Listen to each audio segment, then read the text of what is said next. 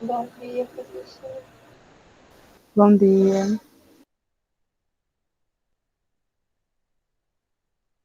O senhor tá mutado, viu? Oi, gente, desculpa. Por isso que eu não. Se eu tô ouvindo. Por que ficou mutando? Não sei. Mas bom dia, viu, gente?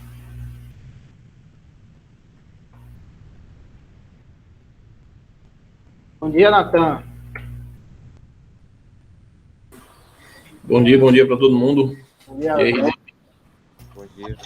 Bom dia. bom dia também. Vamos ver, né? tá melhor, né? Tá. Graças a Deus. Mas surgem outras questões agora, né?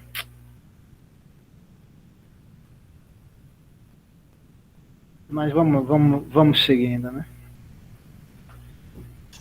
Dá certo, dá certo. É, né? Tem que dar, né?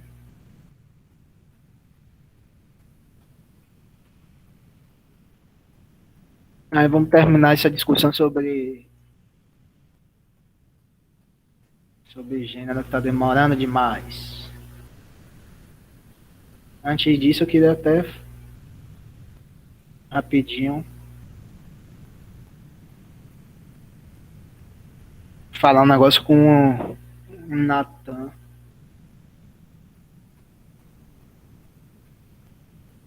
Ah, pode falar. Pera aí, rapidinho.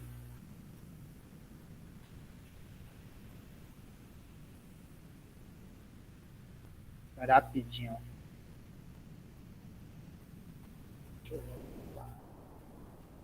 Gente, pera aí, viu? Espera aí. É sobre uma questão. Ai, ai, ai, ai, ai. Acho que foi a última. Natan e Felipe. Né? Você se lembra dessa questão que nós fizemos a 71? Natan, Felipe? Lembro, a gente até comentou. Foi que vocês ficaram. Peraí. Foi Cadê meu a caderno? confusa. Meu Deus do céu, que bagunça. A gente tinha até dito que hoje em dia o gráfico estaria diferente. Não, não é esse gráfico, não. É a 71. É aquela que do europeu que trabalha, do brasileiro outro não. lado do Atlântico, a coisa é bem diferente. A classe média europeia não está acostumada com a moleza. Toda pessoa não esfria a barriga e esquenta no fogão, caminha até a padaria para comprar seu pão, pronto, né? A certa é qual? Oferta de mão de obra barata conjugada à herança patriarcal. Você ficou meio sem entender, né? Essa expressão patriarcal. Aí eu falei o quê? É rapidinho, viu, gente? A gente vai falar sobre gênero, calma. Só para tirar a dúvida certinha de Natan e Felipe, que são as únicas pessoas da turma que aparecem na sexta-feira, né? Eu apareço também, professor. Tinha outra, eu vou falar agora. Tinha outra chamada Carol, que ela aparecia, né? Agora já não está mais aparecendo, não sei por quê. Sexta passada eu não fui, ainda entrei um pouquinho para dar um oi. Nossa, não foi. Eu sempre apareço, Carol aparece. Tá sendo injusto. Tô brincando, Carol. Você aparece. Cadê a discussão, meu Deus? É a discussão sobre que vocês devem estar recordados, né? Sobre a questão da análise de Gilberto Freire e de Sérgio Buarque de Holanda, quando eles falam sobre as particularidades dos portugueses, dos ibéricos, né? Eu vi isso aqui ontem, eu falei isso ontem acho que ele nem está aqui, com o Bruno. Ele fala que a sociedade ibérica, principalmente os portugueses, eles eram o processo de socialização era baseado no patriarcalismo. O que significava isso, né? Significava que relações, vamos dizer assim, familiares, as relações que operam na esfera privada, né, da família, eram as relações que eram um tipo de relações que tinham maior peso no processo de desenvolvimento da sociedade brasileira, né? Vocês lembram disso? A gente estudou isso, vocês apresentaram no seminário, né? Que o patriarcalismo, nesse patriarcalismo não, né? Mas é patriarcalismo mesmo que ele cita, né? Que Gilberto Freire cita, né? Que é a influência extraordinária da família no processo de organização do Brasil colonial. Então, não é essa... Eu acho que quando a gente fala de herança patriarcal, a gente vincula muito esse conceito à discussão sobre gênero. Talvez tenha sido isso, Natan, que Natan tinha ficado na dúvida. Mas esse patriarcal, herança patriarcal, está significando esse processo de... essa particularidade no processo de organização social do Brasil colonial e também no Brasil pós-colonial, em que a esfera privada tem uma importância muito grande, né? A palavra do senhor de engenho, né? Os valores familiares, etc. Tem esse processo de organização social. Beleza, Natan? É nesse sentido a herança patriarcal. Viu? Sim, Então, acho que você foi citado assim de generalizando um pouco, agora você foi mais específico mesmo. Foi. Eu tinha quase que certeza que era algo ligado a essa interpretação de Gilberto Freire, que nós falamos sobre Gilberto Freire, né? De Sérgio Buarque de Holanda também entende nesse sentido, né? Que é o fundamento da questão do homem cordial, né?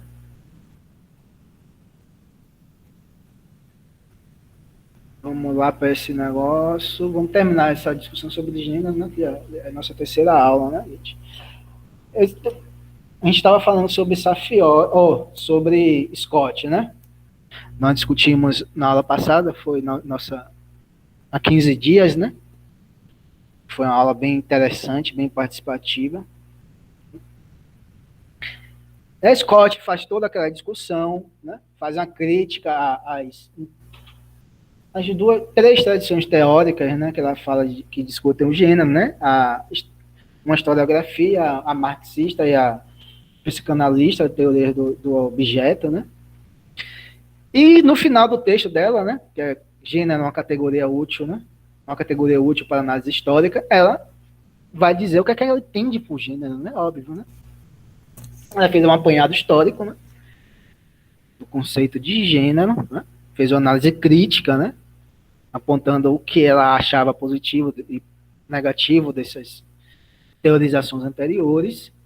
E no final ela fala o que é que ela entende por gênero, né? Ela fala que o gênero, segundo a interpretação dela, né? Tem duas partes e várias subpartes, né? Ela vai dizer, né? No texto, né? O núcleo essencial baseia-se na conexão integral entre duas proposições. O gênero é um elemento constitutivo de relações sociais, baseado nas diferenças percebidas entre os sexos. E o gênero é a forma primeira de significar relações de poder. Primeira parte, vai ter várias subpartes. Gravem isso, que ela vai ser, a análise de Sarfiotti vai ser completamente diferente. Por quê? Ela fala que o gênero é uma forma primeira de significar relações de poder. O que é que ela está falando de relações de poder? Relações de mando e obediência, basicamente. Né? Relações em que um determinado grupo de pessoas, né, tem força social para mandar em outro grupo de pessoas. Né? Então, essa relação de poder tem uma hierarquia intrínseca a ela. É um entendimento de poder dentro do entendimento e da compreensão de Scott, né? Que é basicamente ela advém da interpretação de poder de Michel Foucault, né? Eu digo que Michel Foucault a gente tem que estudar um pouco, né? Que a gente já viu que tem às vezes cai questões sobre Michel Foucault, né? Por que isso? Porque Sarfiotti ela vai interpretar a questão do poder diferente dela. Como toda a lógica das ciências humanas, né? Basicamente, a gente pode falar que as ciências humanas é assim, né? Safiotti está falando uma coisa e o Scott está uma interpretação completamente diferente sobre esse conceito de poder. Então, a relação de primeira de significar relações de poder. Então, para ela, o gênero está no centro do processo de sociabilidade humana, né? Porque gênero é a relação primeira, não é classe, não é raça, não é qualquer outra condição humana, característica da humanidade, é o gênero, é a distinção, é a construção social dessas distinções entre o masculino e o feminino. E grave outra coisa.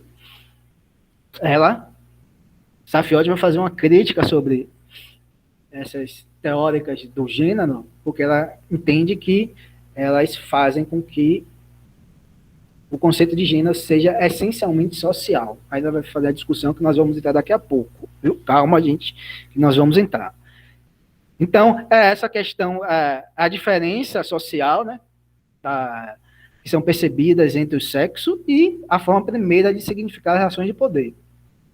Quais são as outras subpartes? Né? Primeiro, símbolos culturalmente disponíveis que evocam representações múltiplas, frequentemente contraditórias. Dá o exemplo de Adão e Eva. De Adão e Eva o quê, rapaz? Da Virgem Maria e de Eva. Né? A Virgem Maria tem esse símbolo da pureza da mãe de Jesus, que concebeu Jesus sem ter relação sexual, etc. E Eva foi a bendita da mulher que aceitou comer a maçã, o fruto proibido, e nós pagamos até hoje o preço dessa atitude de Eva, né? Conceitos normativos que colocam em evidência interpretações do sentido. Exatamente. Por isso contraditórias, né? A mulher é o... E uma relação binária, né, Nathan? É uma relação binária, né? Por que é uma relação binária? Porque uma Eva é a origem da desgraça da humanidade, né? Nós temos que acordar 8 horas da manhã, por exemplo, tive que acordar, não 8 horas, Alex também, né? Vocês também para estudarem, né? Mas nós temos que acordar cedo porque a bendita da Eva comeu o fruto proibido. Então, estamos nessa relação social horrível por causa de Eva. Então, ela é pura negatividade, né? Eva é pura negatividade. Já a Virgem Maria, ela é a pura bondade. Não sabia disso não, viu? Maria veio para consertar, eu não sabia disso não, viu? Muito obrigado. Não sou muito conhecedor do cristianismo, do catolicismo, da Bíblia, né? E Maria é a pura bondade. Um é a pura maldade, o puro erro, e Maria é a pura bondade. Então, é uma relação binária, que são inconciliáveis, ou seja, e são símbolos de mulheres totalmente irreais. Ninguém é só puramente maldade e ninguém é puramente... Aí eu não sei, viu? Você está falando, você está discordando de quem, Emily? De Felipe ou de mim? Diz aí, mano. Emily falou que eu saiba. Tá. Aí depois vocês... Vamos ver aí, né? Próxima aula vocês me dizem que tá certo e que tá errado, né? Porque ninguém é isso, né? Ninguém é pura maldade e ninguém é pura bondade, né? As pessoas são... Às vezes são mais, as pessoas são boas, etc. Vai depender muito do contexto, né? Então não é isso. Vai falar que a questão dos símbolos, que tentam limitar e conter as possibilidades metafóricas, né? Religiões, práticas educativas. Processo de, vamos dizer assim, de você dizer o que é que o mundo é, o que é que as mulheres, qual é o papel da mulher, né? Então esses símbolos dizem qual é o papel da mulher, qual é os limites da mulher. A religião, principalmente quando se fala religião, né? E as práticas educativas, e a prática educativa não só formal, né, gente? A gente tem que entender que a prática educativa não só formal que nós aprendemos agora, que nós estamos aprendendo agora. Práticas educativas, elas são perpetradas também no seio familiar, no processo de socialização primária. Então, o processo de socialização primária, a mãe vai falar, olha, filha, não se sente dessa forma que é feio. Aí já estão entrando em acordo, Emily com o Felipe. Né? Não faça isso, fale baixo, porque é feio. Tome esse brinquedo que simula uma cozinha, porque os afazeres domésticos são inerentemente ligados aos papéis do feminino. Tome essa boneca e reproduza o comportamento de uma mãe, né? Porque o processo de educação dos filhos, dos bebês, etc., é um processo social que está ligado às representações do feminino. Tudo isso. Todos esses processos é um processo de disciplinar o comportamento da pessoa, disciplinar como ela deve se comportar, disciplinar os corpos, grosso modo. Então, o processo de socialização, que é um processo de internalização daquelas relações de poder hierárquicas, né? Processo de internalização, né? Aí ela fala da oposição binária e dentre outros pontos. Mas o objetivo dela, né? Ela fala que o objetivo da pesquisa histórica é explodir a noção de fixidez. Esse tipo de análise tem que incluir uma noção do político, etc. Identidade subjetiva é o quarto aspecto. Por que o objetivo dela, da pesquisa histórica em gênero, é explodir a noção de fixidez? Vocês sabem? Natan, diz aí, Natan. O quê? O objetivo da pesquisa histórica é explodir a noção de fixidez, de algo fixo, de algo parado. Ah, que é para as coisas não mudarem, eu acho. Eu acho que se for olhar uma lógica mais marxista, não é? Se as pessoas começam a ter uma visão de mudança, eles podem mudar mais o sistema, sabe? Mais ou menos, né? Mais ou menos. Eu acho também que é uma forma de controle também. É bem mais fácil controlar as pessoas desse jeito. O que ela está falando aqui, o conceito de gênero é um conceito histórico. O que é histórico? O gênero não é algo natural das relações humanas. Nem é algo fixo. Uma determinada sociedade, ela vai representar as relações, ela vai, vamos dizer assim, construir essas relações de gênero, né? Essas imagens do feminino e do masculino de determinada forma. Outra sociedade vai estabelecer relações entre masculino e feminino de outra forma.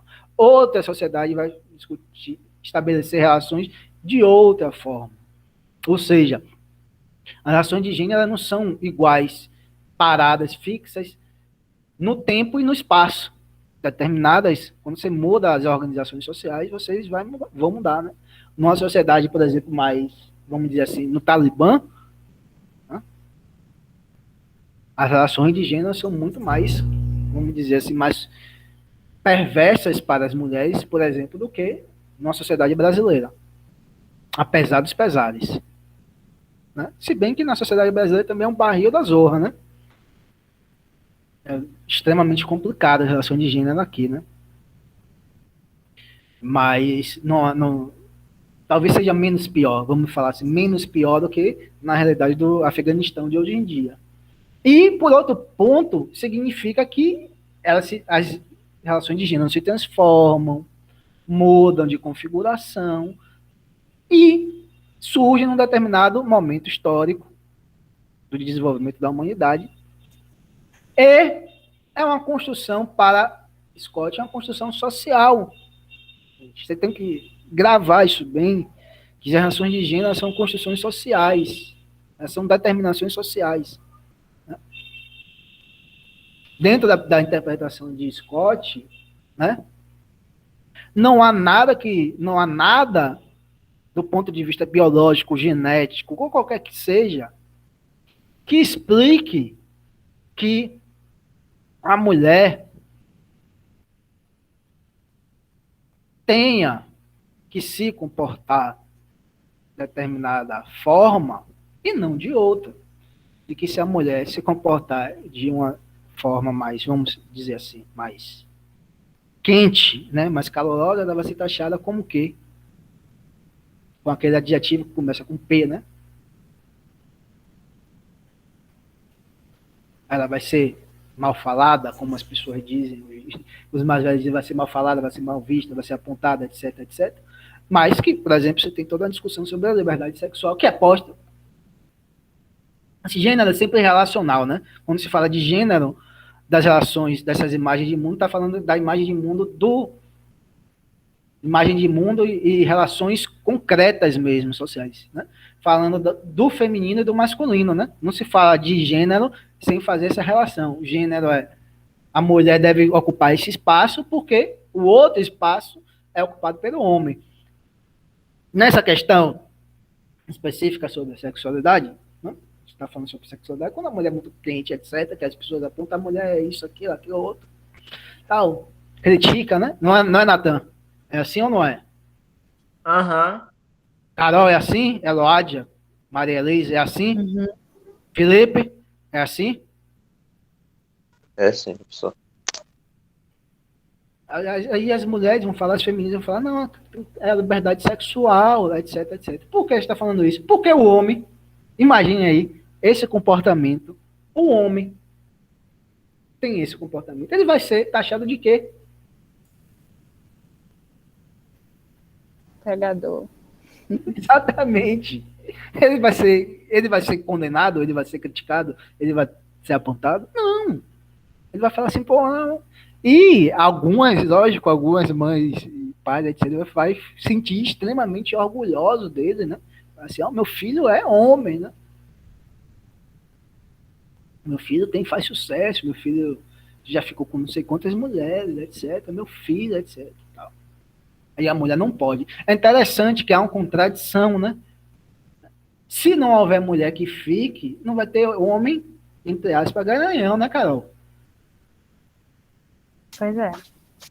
Aí você fala assim, você quer tolher a liberdade sexual da mulher, vai ser prejudicada, né?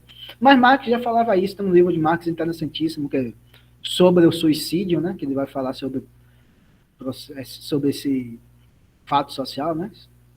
Pegando emprestada a terminologia de Durkheim, né? Fala que nas sociedades, né, as mulheres têm um papel social, né, um lugar da sociedade, né, mais frágil, né, por isso que ela tende a se suicidar mais, etc. Né, tem toda a análise disso. E na própria manifesto do Partido Comunista ele vai falar isso, né, porque o homem é dado a liberdade de ter quantas quiser, mas a mulher não é dada essa liberdade. Então são essas que Scott está falando, que são construções sociais.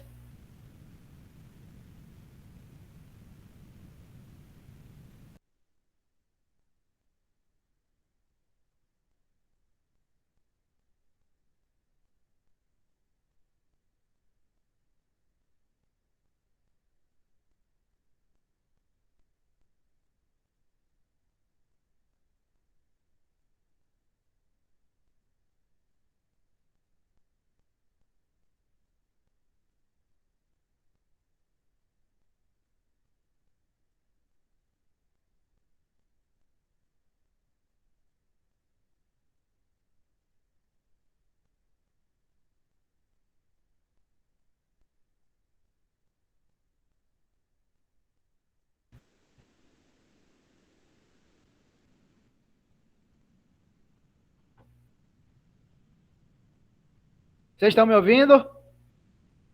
Agora sim, professor. E Eu falando, aí vocês eu saí da sala achando que era minha internet.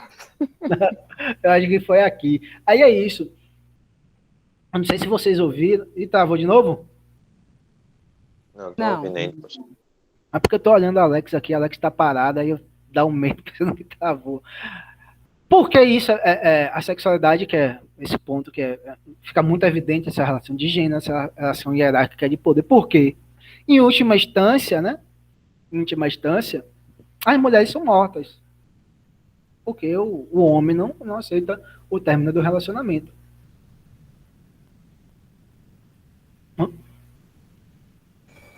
Aí morrem. O cara vai lá e mata. Acha que... Você já ouviram, obviamente, você ouve isso direto, né? Eles falando, você não ficou comigo, não vai ficar mais com ninguém.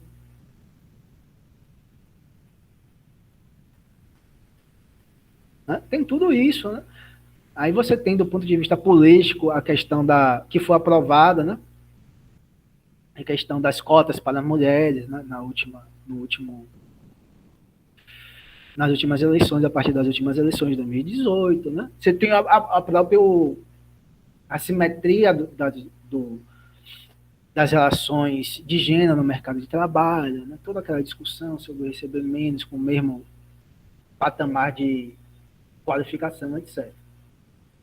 Então, o que Scott está falando é o seguinte, olha, gente, não é fixo, é histórico, tá certo, Natan? Cada sociedade vai ter determinadas relações de gênero diferentes, né? O Talibã vai ter lá uma interpretação mais violenta e densa do que aqui no Brasil, menos que no Brasil, menos pior, né? Não tem uma relação direta com as determinações biológicas, beleza? E a questão do gênero é uma relação de poder, de mando e obediência, né? Beleza? Isso é Juan Scott, para a gente terminar a discussão de Juan Scott, né? Que é uma das referências, tal, que nós vimos lá no texto. Tal. Vamos agora a Safiotti, porque Safiotti agora vai na perspectiva um pouco diferente, né? De Scott, né? Safiotti vai concordar realmente que discutir gênero é discutir a relação entre masculino e feminino, que, portanto, são categorias, é uma categoria que tem uma natureza relacional, né? Quando se fala de homem, está se falando de mulher, né? Quando se fala de mulher, está se falando de homem, né? Não se pode entender um sem fazer uma referência ao outro. Ela também acha pertinente, não nenhum primeiro momento, essa ênfase grande nas relações de gênero enquanto construções meramente sociais, né? Porque naquele momento se estava debatendo, se estava se discutindo com determinadas interpretações que vinculavam essa hierarquização, essa posição inferior das mulheres perante os homens, baseada em diferenciações biológicas. O homem tem esse poder, ao homem é permitido isso porque ele é biologicamente mais forte, né? Então, porque o homem ele tem uma constituição muscular mais forte do que a mulher, ele pode carregar batelagem, né? Carregar botijão de gás, etc., aquela coisa toda, aquela história toda, né? Então, por causa disso, é perfeitamente aceitável que os homens tenham vantagem, né? Até hoje vocês veem isso, né? Vocês já veem muito isso, né? Já ouvi várias vezes, né? Falando, porque a mulher tem que fazer quando algum idiota... Porque é idiota mesmo, né, gente? Pelo amor de Deus, né? Quando você está falando sobre gênero, feminismo, né? Os caras falando, mas mulher também tem que pegar no pesado. Eu falei, pô, meu filho, pelo amor de Deus, né? Olha com isso, né? Mulher tem capacidade de pegar no pesado também, né? Fazer coisas que você não faz, né? E o pesado e você cuidar da casa é um peso gigantesco, né? Você cuidar, você tem filho, etc. Você cuidar da casa, você tem a dupla jornada de trabalho da mulher é pesadíssimo. Pesadíssimo, né? Não pode esquecer disso, né? E ser mulher é basicamente você ter duas jornadas de trabalho, né? Para aquelas que não, nem para aquelas que têm filhos, etc, né? Pelo simples fato de você ter algum tipo de relacionamento, casando, etc, né? Você tem isso, né? Não precisa ter filho, né? Você tem a obrigação socialmente construída que a mulher tem que cuidar da casa, né? Então, Safiotti vai fazer isso, né? Vai falar isso. Olha, é extremamente positivo, né? Essa discussão, essa ênfase no caráter cultural, social da discussão sobre gênero, né? Aí ela, lembrando daquela frase de Simone de Beauvoir, né? Qual é a frase famosíssima dela? Hein, Natan? Felipe? Natan? O senhor parece que adivinha toda vez que eu tô desatento. Meu pai acabou de chegar aqui. Calma, que frase de quem? A frase famosa de Simone de Beauvoir sobre mulher. É uma frase clichê que todo mundo sabe. Não se nasce mulher, se torna mulher. Exatamente. O Natan, rapaz, é espertíssimo, né? Ele está enfatizando isso, o caráter social da construção do gênero, né? E o caráter social da construção do que é mulher, né? Do corpo da mulher, etc. Safiotti vai dizer, não, até aquele momento tudo bem. Mas Safiotti vai, no decorrer de sua análise, ela vai criticar tanto esse posicionamento unilateral, né?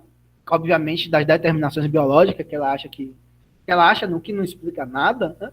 Tanto essa interpretação que tende a exacerbar as determinações sociais sobre a construção das relações de gênero. Né? Ela vai bater na tecla que as relações de gênero, que ela utiliza o conceito de patriarcado, né? Essas relações de poder, essas relações assimétricas entre feminino e masculino, elas têm vamos dizer assim, um arcabouço corpóreo, né? Físico, né? Para se construir, né? Se constrói sobre um corpo, sobre corpos, né? Sobre elementos físicos, sobre elementos psíquicos, né? Então, o corpo existe, né? Então, quando se faz essas construções ideológicas, se faz essas construções ideológicas baseadas na determinação também corpórea. Por exemplo, essa vinculação da mulher ter a obrigação de educar os filhos e não o homem, ela está se fundamentando na questão da determinação biológica realmente que a mulher é que tem a prole. Não é algo, não é uma construção social sem fundamentação, vamos dizer assim, corpórea, né? Espero que vocês estejam entendendo, né? A mulher que tem um filho mesmo. Só que não é porque a mulher tem um filho que ela tem que criar esse filho ou esses filhos, né? Aí, entre ela ter o filho e ela ter a obrigação de criar o filho, esse segundo momento já é uma determinação puramente social, baseada no corpo físico que pré-existe, etc, etc. Então, ela vai criticar nesse sentido, tanto a análise de Scott, de outros historiadores, quanto os teóricos que fundamentam essa relação entre homem e mulher, baseada em determinações físicas, né? Então, ela vai falar que a compreensão do corpo, para Safiotti, a cultura apresenta uma enorme capacidade para modelar o corpo, porém, o corpo ele é o próprio veículo de transmissão do acervo cultural acumulado, né? Então, e se vocês lembram dessa discussão, naquele vídeo que nós estávamos, nosso primeiro vídeo que nós falamos sobre gênero, tem um trecho já mais para o final, né, de Judith Butler, que ela vai responder a críticas à interpretação dela sobre gênero, justamente nessa questão do corpo, né, que ela vai falar, olha, eu falo que gênero é fundamentalmente relações sociais sobre um corpo, né? Mas ela não está dizendo que o corpo desapareça, né? Ela está dizendo que o corpo não vai ter aquela importância central no processo de construção desse ideário, desse imaginário das relações entre o feminino e o masculino, mas o corpo existe ainda, né? Como no exemplo que eu dei agora da relação entre maternidade e no papel social da mulher em criar os filhos. Tá ok, gente? Fala alguma coisa, Natan? Alguma dúvida? Carol? Tudo ok, professor. Natan? Não, eu tô concordando aí com o que você tá falando. Felipe, diga aí, tem alguma coisa a falar? Sim, de onde é essa filha, professor? De que pai, professor? É brasileira, ela é brasileira. Era, né? Ela é falecida. Brasileira era, acho que professora por da esse USP. nome eu não ia adivinhar nunca, hein, professor. Ela é uma teórica nossa, né? Teórica Tupiniquim, né? Fora isso, né? Aí, Safiotti fala essa crítica, pequena crítica, às interpretações unilaterais, né? E ela não utiliza gênero. Quando estou falando não utiliza gênero, calma, que vocês têm que entender, né? Ela não utiliza o termo gênero para explicar essa relação assimétrica. Ela utiliza o conceito de patriarcado. Tá certo? Qual a diferença entre gênero e patriarcado dentro dessa perspectiva de Safiotti, né? Gênero, ela vai falar que gênero são relações estabelecidas entre homens e mulheres, entre os papéis femininos e masculinos, mas gênero não necessariamente para Safiotti significa a existência de relações assimétricas de poder, tal como Scott entende o conceito de poder. Não há necessariamente uma hierarquia de mando e obediência entre homens e mulheres com relação a gênero. Ela vai dizer, gênero sempre existiu, essas distinções sempre existiram, né? Essas distinções entre homens e mulheres existiram, essas distinções entre os papéis sociais que eram das mulheres e dos homens existiram, né? Tal como a divisão social do trabalho, tal como a linguagem, etc. Eles existiram desde sempre. Mas não significa que desde sempre existiam relações sociais hierárquicas entre os homens e as mulheres. Você vê que Safiotti, por ser marxista, ela vai pôr a questão histórica de forma muito mais aprofundada, no sentido de que ela está mais ou menos afirmando que somente em determinado momento histórico, que surgem essas relações hierárquicas e assimétricas de poder entre o homem e a mulher. Em um determinado momento histórico surge, por exemplo, no comunismo primitivo, que Marx fala, etc., lá, não existiam essas relações assimétricas de poder. No começo do desenvolvimento de nós, enquanto espécie singular, né? Enquanto espécie animal singular, que temos uma racionalidade, a capacidade de trabalhar, etc., né? Lá no começo, né? Voltando a milhares de anos atrás, a relação entre homem e mulher não se pautava por relações hierárquicas de poder. Mas, dentro dessa interpretação histórica marxista, não significa que existia alguma tendência biológica, etc., que se perdeu ao longo do tempo, que se mudou. Não. Não existia essa relação hierárquica porque as condições materiais de existência naquele momento histórico não permitiam a existência de relações hierárquicas de poder. Nem de homem perante a mulher, e nem de homem perante homem, nem de mulher perante a mulher. Então, as condições econômicas, grosso modo, essa é a interpretação, né? As condições de econômica, o parco de desenvolvimento, pouco desenvolvimento técnico, que era uma sociedade basicamente de coletores e caçadores. Não existia nem produção de excedente econômico, né? Eram nômades, caçadores, coletores, né? Viviam em uma segurança muito grande, então impossibilitava para eles qualquer tipo de dominação. Então, naquele momento, não existia relações hierárquicas de poder. É só no decorrer do desenvolvimento histórico que essas relações vão aparecer. E é por isso que ela fala em patriarcado, ela fala que gênero, enquanto essas relações, né, que sempre existiram, né, que diferenciam o que a mulher faz do que o homem faz, mas não necessariamente significa relação de poder, mas patriarcado sim. Ela fala que patriarcado realmente significa um pacto social do homem para garantir a opressão das mulheres, né? Tanto na questão das relações sexuais, né, como na questão da exploração da força de trabalho, etc, etc. Então, patriarcado sim, patriarcado significa necessariamente relações de poder que se estabelecem, que surgem historicamente entre o homem e a mulher, entre os papéis masculino e feminino. Né?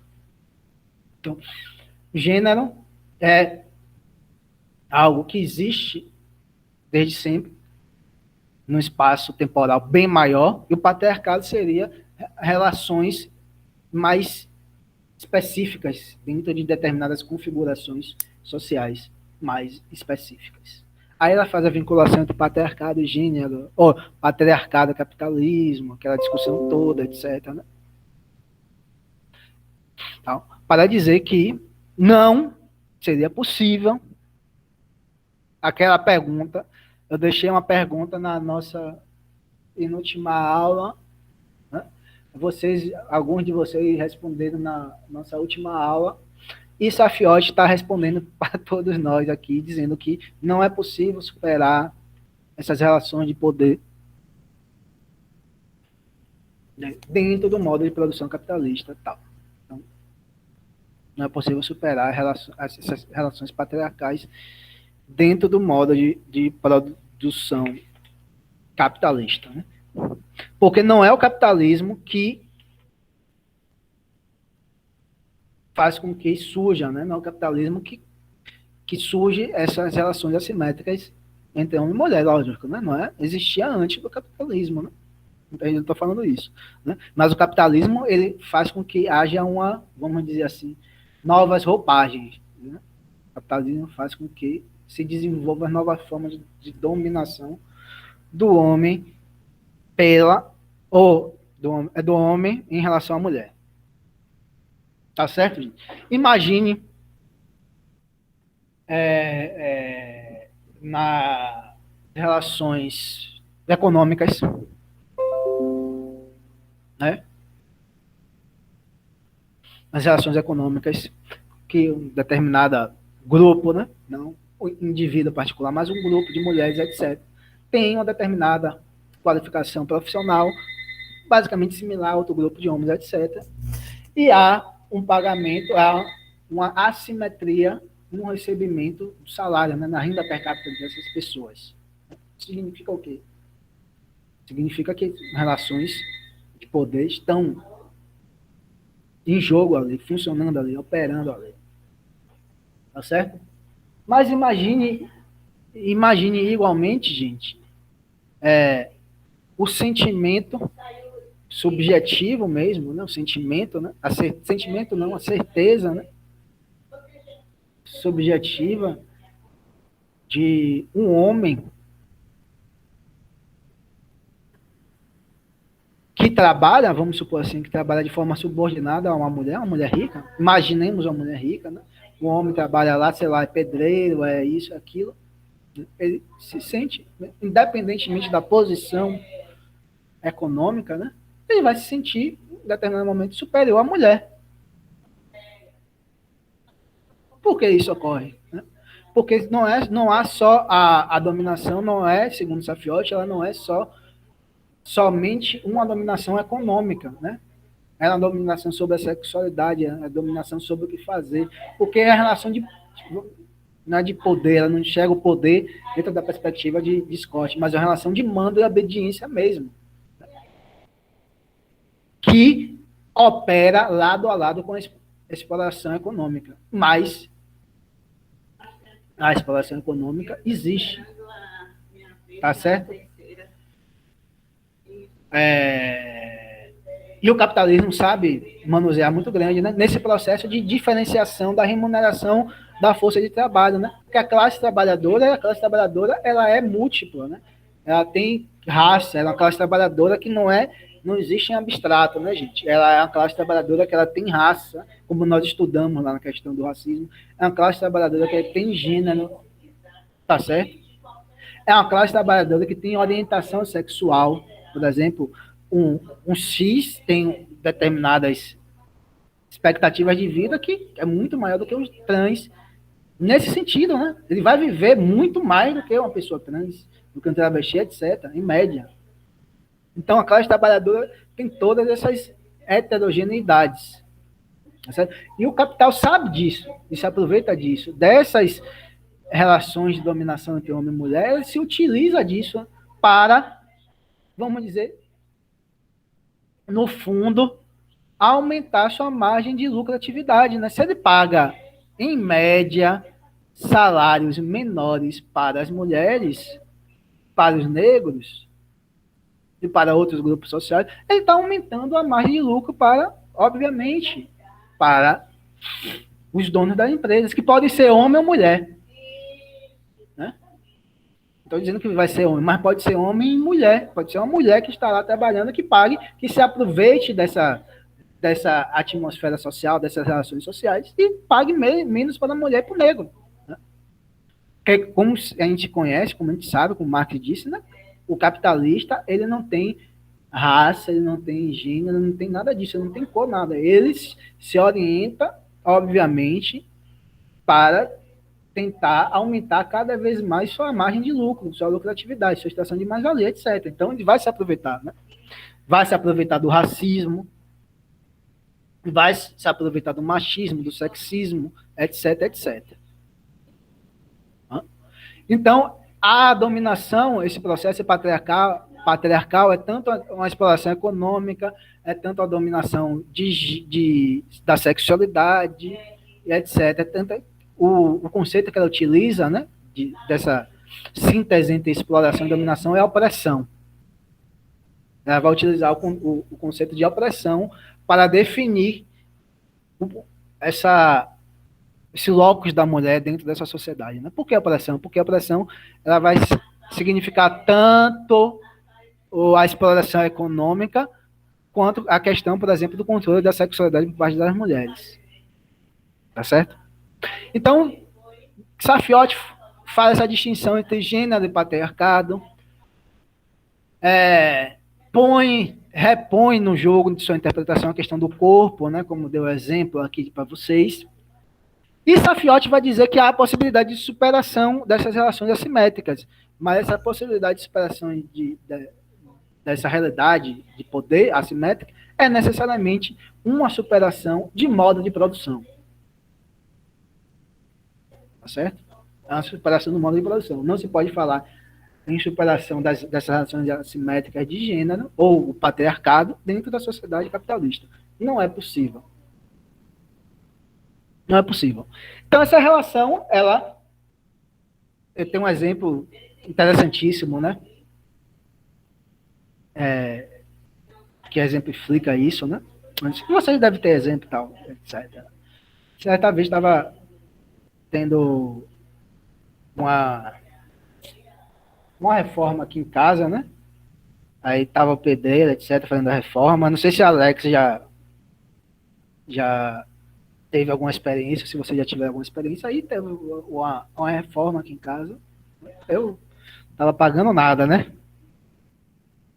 Não dei nada, R$1, né? Que tava quebrado de grana, tal, etc. Aí, acho que foi minha mãe que tava fazendo, né? Pagando tudo. Material, mão de obra, pagando tudo. Aí a gente estava conversando, etc. Aí o pedreiro falava, e aí, Ridem, você quer como? Que eu faça assim como? Eu falei, rapaz, eu não quero. Meu apito é mudo nisso, né? Porque não sou eu que estou pagando, não estou falando nada. Tem que perguntar para minha mãe. E eles sempre perguntavam para mim, velho. Não, Ridem, para fazer o quê? Para comprar o quê? Eu falei, velho, cara, eu não estou pagando nada. A casa não é minha. Primeiro, que a casa não é minha. Segundo, que a casa, quem está pagando você não sou eu. Quem está pagando os materiais não sou eu. Como é que você está perguntando para mim? Pergunte para a pessoa que está fazendo isso. É engraçado e trágico, né? Ao mesmo tempo tragicômico, como dizem, né? Por que se expressa nesse sentido? Porque para ele não enxerga, apesar da simetria de classe social, da diferença econômica, ele não enxerga a mulher como uma pessoa dotada de autonomia, vamos dizer assim, grosso modo, para facilitar a nossa vida, de poder, de ter suas vontades, vamos dizer assim, obedecidas. Para ele, não. Para ele, quem tem que dar a última palavra era eu. Mesmo não entrando com nada ali, com dinheiro, com nada, com coisa nenhuma. Quem tinha que dar a palavra, porque eu sou o homem, né?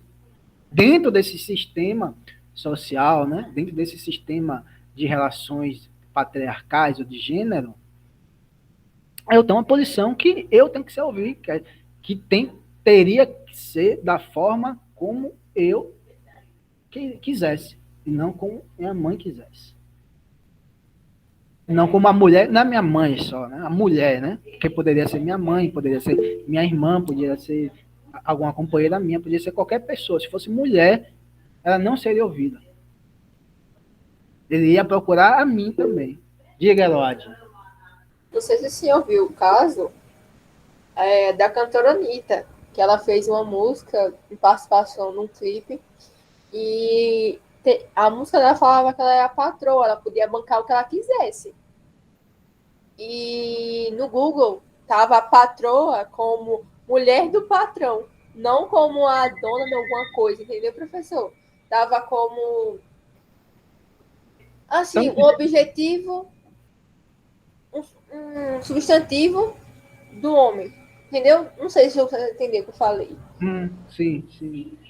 E tipo, isso no Google, numa plataforma que é tão assim, pra frente, e coloca patroa de um jeito que a mulher não pode ter ter dinheiro, manda nas coisas.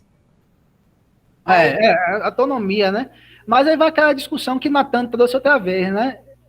Quando o Natan fala sobre o Pink Money, né? Tem um Pink Money, tem um Black Money, você da mulher, não sei nem qual é o termo que se utiliza, né? Porque nesse sentido, o Safiotti vai criticar tudo. Dentro da perspectiva da interpretação de Safiotti vai criticar tudo, né? Quer criticar tudo, né? A gente vai falar que é um processo de reprodução, da dominação, etc, né? Mas realmente, Elódia, no ponto tá certo, né? Há um processo de que a mulher não tem autonomia não teria condições de exercer determinados papéis sociais. Estaria vinculada ao homem. Rapidinho, Carol. Chamava-se, por exemplo, a mulher pelo... Calma, não era isso, não. Lembrei de um exemplo melhor. Até pouco tempo atrás, a mulher é que herdava o sobrenome do marido. Pô, Felipe já foi, caiu, Felipe. Volta, Felipe. Era a mulher que herdava o sobrenome do marido. Aí o Felipe voltou. Hoje mudou. Hoje há a possibilidade do marido pegar o sobrenome da esposa, etc. Mas até recentemente, essa possibilidade jurídica legal. Olha como o direito também fundamenta essas relações hierárquicas de poder. Era jurídico legal, era o direito. Né? Só o homem que poderia... Só a mulher que poderia herdar o sobrenome dos homens. O inverso não era possível, mesmo se o homem quisesse. Né? Isso é uma expressão jurídica dessas relações, né? Como o direito solidifica, né? Absorve essas relações assimétricas que nós estudamos lá quando nós falamos do racismo estrutural. Né? Espera aí, Felipe, diga aí, Carol. Não, eu queria dar outro exemplo, quando o senhor falou que a mulher não demonstra autoridade na sociedade. Quando não estava tendo aula, vinha eu e meu irmão para a loja. Aí uma pessoa vinha fazer uma compra, aí pedia para me dar um desconto. Eu dava um desconto. Aí a pessoa não gostava. Aí dizia, chama o seu irmão que eu quero resolver com ele. Aí eu dizia, a mesma autoridade que ele tem para resolver isso, eu tenho. Pode falar com ele, mas isso aqui que eu faço, a mesma coisa que eu faço, ele faz. Não vai mudar nada. Mas só o fato dele ser homem, eles achavam que tinham mais autoridade e sabia fazer negociação e eu não sabia, entendeu? Exatamente. Perfeito, exatamente. Aí, gente, vocês sabem, né, que Carol é grande empresária aí da região de Guarabira, né? Você vende o que lá, Carol? Material de construção. Depois aí. Quando eu tiver construído, se eu tiver construído alguma casa aí, eu vou passar aí. Mas aí Seja bem-vindo. Você tem que fazer carreto para outra cidade, né? E tem que fazer desconto. Você sabe que professor ganha pouco. Olha, deixa de passa por coisa. dificuldades, né, muito grandes. Todos vocês sabem, né? Então, um descontozinho, né? A gente vai negociar, eu e você, não tem negócio irmão, não. Fala, você tem que negociar, brincadeiras à parte, né? É isso mesmo. A última palavra é do homem. Por que a última palavra é do homem? Porque a gente vive num sistema social em que o poder, a decisão está vinculada ao papel do masculino. A voz mais grossa do homem significa, tem um significado, um simbolismo social muito grande, né? A voz final, a voz grave, a voz alta, etc., né? Significa o poder decisório, né? A decisão, a última palavra é do homem, né? Porque ele tem a voz mais grossa, significa tudo isso. Né? Diga, Felipe. É só uma questão comum, por exemplo, a gente vê mais você pode perceber em seriados, sério, essa questão que o senhor tinha falado, por exemplo, quando se tem, vamos dizer assim, a família de um filho, isso é mais comum você ver, por exemplo, uma coisa mais americana, né, dos Estados Unidos. Se o pai, né, o homem é, por exemplo, o nome John Stones e a mulher é Margaret, deixa eu ver aqui, o sobrenome Margaret Marshall, um negócio assim. Aí então, quando eles se casam e têm filhos, aí como chama aquela família? Família Stones, que é o quê? O sobrenome do marido. Tem isso também. O sobrenome do marido é que carrega a imagem da família. Que simboliza a família, né? É isso. É isso mesmo, isso é todas as expressões, né? E independe, né? É isso que eu estava falando, falando sobre minha experiência, mas independe, né? Foi Carol, mas podia ser Eloádia, podia ser Maria Elis, podia ser outras meninas aqui que estivessem lá. A postura dessa pessoa seria a mesma. Chame seu irmão aí. Né? Chame o chefe da família. Quem é o chefe da família? É o homem, né? Todas essas questões são expressões, independe de tal, não. Maria Helena, podia ser Maria Helena também. Independente da mulher singular e do homem singular, o que Safiotti, todos estão falando que é um sistema de relações hierárquicas, vamos dizer assim, como se fala assim, impessoais, né? Impessoais no sentido de que é o papel da mulher de forma genérica e são os papéis masculinos de forma genérica. O homem vai ter e o homem também tem que assumir determinados papéis, né? Essa relação de machismo, sexismo, ela é problemática tanto para a mulher quanto para o homem, só muito mais para a mulher, né? Que, em última instância, né? A mulher sofre violências, tal, homicídio, feminicídio e tal. Né? E o homem não, mas o homem também tem que se comportar de determinada forma, etc. Né? A gente fica, homens não choram, né? É uma expressão disso, né? Não pode demonstrar. Filme, né? Não pode demonstrar sentimentos, porque sentimentos é coisa de mulher e tal. Então, tudo está relacionado a isso. Beleza? Então, terminando essa discussão de gênero, espero que vocês tenham gostado, tenham aprendido algumas coisas. Viu? Gostaram? Aprenderam? Foi bem massa. Assim. Aprenderam mesmo? Tá certo. E vem cá, Natan, vocês vão participar daquele processo da Semana dos Negros? Vamos sim. Certo. Nos encontramos lá, viu? Vocês vão discutir o quê? Questão da religiosidade, né? Não, a gente ainda tá vendo, mas a gente tá pensando assim, ou em coisa com HQ, filme, ou negro no mundo acadêmico. Ô, professor, ou a ciência ou a arte. Tem uma pessoa aqui do meu lado pedindo crédito, porque quem me falou a frase daquela mulher famosa, Ozen, foi minha irmã, tá? Pra dar crédito. Já tô querendo pegar a voz aí, tá vendo? Querendo colocar a autoria. E sua irmã é de sua idade ou não? Ela é 6 anos mais velha. Ah, tá. Tá tendo conhecimento mesmo. Diga a ela que ela tá no caminho certo.